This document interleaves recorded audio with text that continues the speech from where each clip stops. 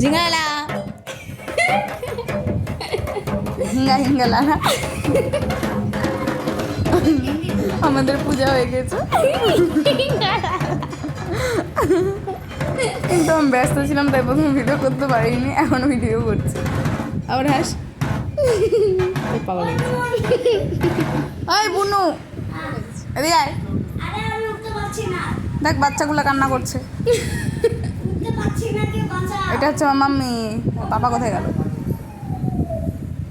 এই দেখুন এরা সবাই ঘরের মধ্যে বসে বসে নাটক করছে, আর এইদিকে আমার পূজা সমাপ্ত হয়ে গেল। আর এরা পূজা শেষ হয়ে গেল, এদের মেকআপে শেষ হলো না। এটা হলাম আমি, আমাকে দেখতে বাদরের মতো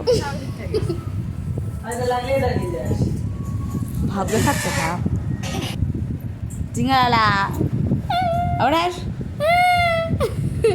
এটা হচ্ছে আমাদের গাড়ি আর আমার বুনুর সাইকেল।